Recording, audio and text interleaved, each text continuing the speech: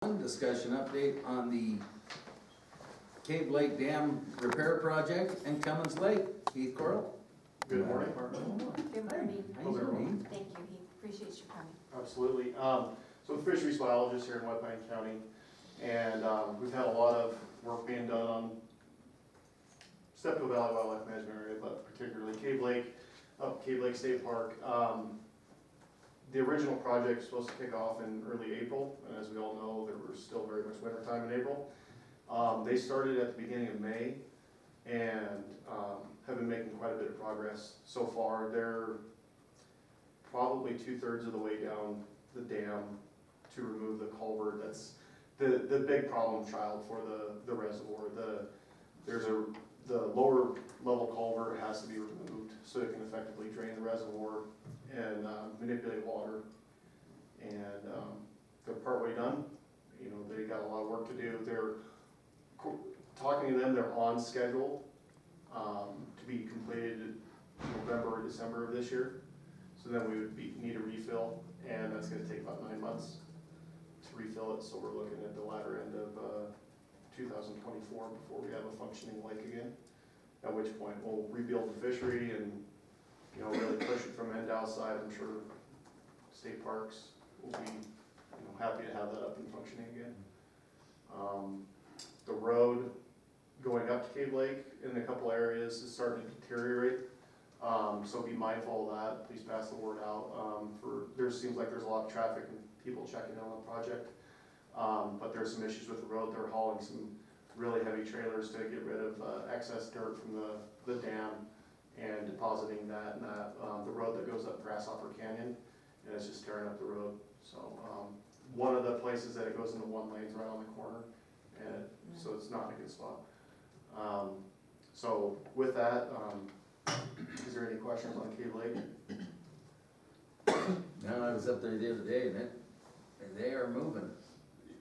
2 dump trucks running 12 hours a day will move a lot of dirt. Yeah, they have covered a lot of ground up there in the Yeah. last couple of weeks. I was up there also, and then at another meeting that Heath attends and that I'm on also, I asked him if he would come and give an update, because there's been a lot of inquiry from the public as to how long and you know, and even who's doing it. I don't know why that was important, but I guess it is. But There's a they're company moving out of along. Boise, Idaho, named McMillan, that's taking care of the project for us. So NDOW is mostly funding the project, but the project's being handled through the Public Works Office for the state. So we are, you know, a contributor at this point. They are the ones in charge of making sure that everything's done and everything's completed. But NDOW funded most of the project moving forward and did all the preliminary design work and that sort of stuff. As I said, McMillan's in charge of it. They have a lot of experience repairing and building new dams and working on mine sites as well as like the big waterways in Idaho. So they have a lot of good experience, which is good for us, just because of the remote location. We had a really well qualified company come in and take charge of that. They actually came in slightly below what they were thinking it was gonna cost.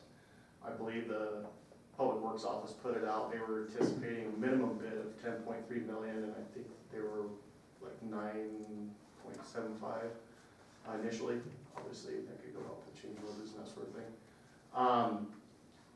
And as I mentioned, it's gonna take most of 2024 to fill up. But the outlook of the lake, the reservoir, is gonna maintain the same elevation as it has historically. We're not gonna gain any more storage capacity, but what this project does is allow us to bring it up to code. For instance, on the 1,000-year flood event, Cave Lake Dam was not up to code. It would have been, you know, if it was currently constructed that way, it would be in violation of state code. So we're gonna have a 3-foot increase to the crown of the dam so we can encapsulate all flow. And rather than the water leaving the lake in the middle of the dam, that's actually gonna come out through the spillway now. There will be a concrete weir where the water will go into, drop down. So we'll have basically where the boat launch is at, that's where the water will be exiting the lake from now on. So there'll be some changes, but overall it'll be a much nicer facility and will outlast any of us. So, that's the key thing. We'll be able to, you know, resume our normal activities up there. We'll be rebuilding the fishery in a way that, we'll have the trout fishery that we have had in the past, but we'll also be, trying to pursue smallmouth bass, which I think would, you know, bring in a different angler, because we don't have a ton of them around. And I think, the residents of White Pine County would also appreciate the diversity out there too, so we might be able to get, you know, some more days on the water out there. I've had people that have gone, is it crawdad fishing? Will those come back? Are you going to, I mean, so that it's a full eco thing so far as the bugs, the food, and on down the line so far as? Sure. So, when you drive up to Cave Lake, or historically, it was absolutely gorgeous, pristine lake. It was blue, just great water quality. We had always limited, primary productivity, so it wasn't producing all the vegetation to produce like great big fish. But the crawdads was a big component of growing the state record brown trout that was caught out of there 30 years ago. They are still in the lake, but they're down where the water's at. They're not burrowed into the bank. Extensive drying over a long period of time can cause them to die off, but I think that there's plenty of water down in the bottom still that will be wetted for the foreseeable future, that they'll be okay. But that's one thing that I'm gonna keep on my radar. If we're not seeing them rebound after a couple of years of refilling, we'll do what we can to augment that population and get them back in there and get them up to where they were, because like, as you mentioned, they're part of the food web, but people really enjoy chasing after them and going out there at night and catching them with their hands. That's on my bucket list. Oh, it's a blast. Yeah, I've heard such good things about it, and I've not been able to do it. That's good to hear. They're pretty hardy critters too, though. I think they're going to survive beyond your wildest dreams. Yeah. I hope Let's so. hope so. I hope so. I hope so. And I can't think of anything else, that would be pertinent to that project, other than, as I mentioned, there will be, you know, water left in the bottom of the reservoir, so there could be some, you know, surviving large fish in the bottom there. There'll still be water coming in. They'll build a coffer dam so they can do the work on the outlet, and do that sort of thing. I'm working with McMillan to go up, in the area that they built the, coffer dam in. We're gonna pump it down a little bit lower and then salvage what fish may be in there. They raised a concern about a week ago that we may lose a lot of fish, in the area that they plan on pumping out, just because they were watching a lot of fish rise to the surface and gulp up, invertebrates. So, we'll have another shot to do a third salvage up there. To date, we've removed about 600 fish and put them in Cummins Lake. So we'll probably get another 100 or so, I would imagine, out of there.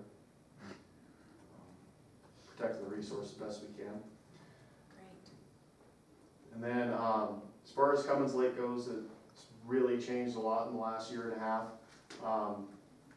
As most of you know, we received a grant to repair and build a new boat dock, out there. And as part of that, with donors from the community, and some of the mines nearby, we were able to put up some shade structures. Those are heavily used. Whether they're from anglers or people passing by. Yesterday, there was, 2 cars parked at some of them. One was from Utah and one was from Texas. So they were definitely, you know, they were able to experience what Cummins Lake has to offer, even if they're not actually fishing, which is always nice, that other people can benefit from Cummins Lake in the management area. Moving forward, we are working with, various entities to improve a boat launch on the south end, one being White Pine County, the other being, the tourism board for a small grant to help with that.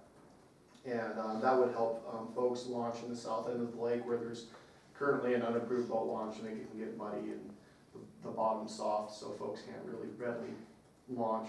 And, it gets a lot of use down there, by people who know how to fish Cummins Lake, so we'd like to try to give them more access into the south end. We will be working closely with the county to improve, Mr. Reble, using, some of his expertise to improve some of the angling access around the perimeter of the lake. He expressed a desire to improve that for White Pine County constituents, but also all the folks that come in from out of town. Improving angler access should be one of NDOW's, on the forefront of NDOW's radar, and it hasn't been to date, although we have improved it where the shade structures are at, but we can do better. We can expand those things on the eastern shoreline and areas, so that's one thing to be looking forward to in the next few years. That's one thing that I've had people ask me is there gonna be any more shade structures and that type of stuff, so. Yeah, so that's the hope. I can't give that guaranteed, but we're working on that, and if it's possible, like, we did a lot of that work strictly with volunteers out at Cummins Lake. Right. Mike Levitch and John Holmberg were two of the most notable ones, but there was another, large group of folks that came out and helped, and it takes a lot of money to move that much dirt, and it's gonna take a lot, just on the western shoreline to lower the elevation of that bank and make it safe for people, and then put the shade structures up. It'll take, a lot more dirt work moving forward. Heath, on Cummins, if these rains continue and once the rest of that snow on Ward comes down, do we have a high enough dam to contain all that water? So right now, the only tributary on Ward that should reach Cummins Lake is Willow Creek, which is right there, flows through Charcoal Evans. In my career, it's never reached Cummins Lake. We can divert it multiple ways. There's grazing to consider there. We have to fill up pit tanks and that sort of thing. So with the continued flow, right now Cummins Lake, Steptoe Creek's had more water flowing in it than in my decade being here. And it's really excited. Unfortunately, the infrastructure on Steptoe Creek is at capacity. We have one culvert that sends water down to Cummins Lake, and it has got about an inch or two of air gap, and that's about it. So we can't put any more water in Cummins Lake coming down Steptoe Creek, although we have more than enough water. Cummins Lake spilled for maybe 3 to 4 weeks this spring, and then we put more boards in it, and then we had to start diverting water from Steptoe Creek. South of the Cave Lake Highway, there's some pit tanks that grazing and elk and antelope use, and then the rest of it's going through the management area, filling up the waterfowl ponds and irrigating land up there. And that's basically, we're at the mercy of the water right now, and the way it came off was pretty nice. It was cool, and it came off fairly slow. It came off quite a bit here recently. We're pretty fortunate that we didn't lose any infrastructure. If it would've came off on like a rain on snow event, we might have lost infrastructure on the whole deal. Yeah, the water level of Cummins is highest I remember in a long time. It's, it spilled in 2019. We had a pretty good water year, and we were really fortunate to have it spill then, but it hasn't spilled since, and we're definitely seeing the effects on Cummins Lake. The fishing has been considerably poorer this year as far as catch rates go because of water quality. It rehydrated a lot of ground that had not been hydrated in 2 years, 3 years now, and because of that, it leached tannic acid back into the water, so it's really slowed down. It should be more clear right now, and it's actually fairly murky, I wouldn't say turbid, but it's like tea water. As you say, it looks like Coca-Cola. Yep. Yeah. Yep. And that's definitely influencing, catchability of trout, especially through the month of May and this first part of June. Hey Heath, I noticed that a lot of the bulrush, a lot of the grass out there should already be green about now, but it's like black. So was there because the ice stayed on longer than normal, did it kill off some of that grass? So it's definitely responding on that southwest shoreline. Most notably, I was out shocking this week, and there was a lot of emergent vegetation coming up, a lot of green stuff. It's at that time of year where things are going to change rapidly out there. The old vegetation from last year definitely died down. If the ice had anything to do, it would have, with that standing vegetation that's still there, it actually would have ripped it out as it moves. and that's not what happened. So right now, actually, what the decomposition of the standing vegetation right now is actually causing more tannic acid to go into the lake. It's kind of a combination of events, a little delayed, isn't it? Mhm. Other than that, there was, I guess it's worth mentioning, there was a small fish kill, and this, like late April, right as the ice came off,